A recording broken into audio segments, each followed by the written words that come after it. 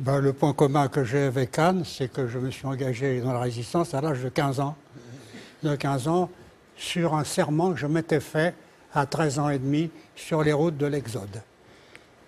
Vous avez parlé tout à l'heure de l'offensive allemande. Elle a été précédée d'une telle réputation de terreur qu'elle a acheté tout un tas de gens sur les routes, et notamment mes parents. Mon père avait été 5 ans prisonnier de guerre en 1914, dont 2 en représailles.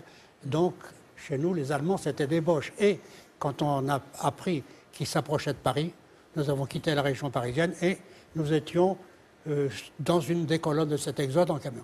Et ce jour-là, le 16 juin 1940, brutalement, sur la colonne, nous approchons de Châteauroux, et d'un seul coup, un vacarme épouvantable, les avions allemands qui ont mitraillé la route.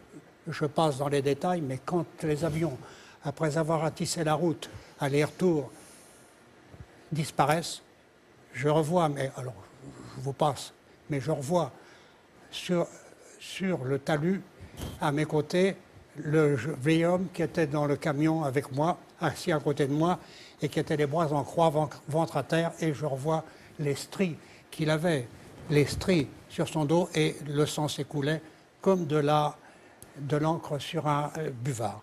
Et là, ce jour-là, j'avoue que j'avais la haine, mais c'est le lendemain qu'on a écouté à la radio, à la terrasse d'un café de village, le maréchal Pétain, avec sa voix chevrotante, qui a annoncé qu'il avait demandé l'armistice aux Allemands la veille et qu'il fallait cesser le combat. J'avoue que là, on a quand même été un peu surpris, et c'est quelques jours plus tard, en arrivant du côté de Brive, que nous avons appris par les journaux qu'il y avait un général à Londres qui refusait l'armistice, qui appelait les Français au combat et qui voulait continuer la guerre, etc.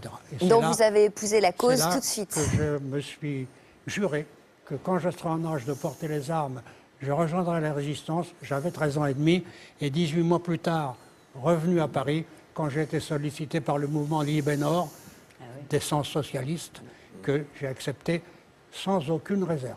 Voilà. Alors, en quoi consistaient vos premières missions ? Première mission, ça a été de transporter des documents, parce que transporter des documents, transporter des petites valises, etc. Mais je n'ai jamais su ce qu'elles contenaient. On me donnait une adresse, j'allais la mettre dans la boîte aux lettres, ou j'avais un rendez-vous avec des mots de code. Je me rappelle, si ça vous intéresse, le mot de code, par exemple, un jour, on me dit, tu vas porter cette mallette, tu tourneras autour de la station de métro Goncourt, tu auras une cigarette non allumée à la main, et tu verras, à un moment donné, il y a un type qui aura un mégot éteint sur le bord, la lèvre gauche. Alors tu lui demanderas, vous avez du feu?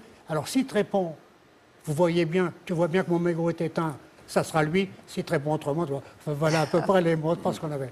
J'ai commencé par faire ça, et puis après, j'ai distribué des tracts, j'ai collé des affiches, en recrutant 2 ou 3 camarades de mon collège, c'était le collège Turgot à ce moment-là, du collège, et puis, comme je m'aguerrissais, j'ai fait partie des groupes de couverture de sabotage. Et c'est là que j'ai compris que les actions que nous menions étaient assez dangereuses. Pourquoi? Parce que couverture de sabotage, j'étais dans le quartier de la gare de l'Est, donc c'était là que s'exécutaient les locomotives, les rails, etc.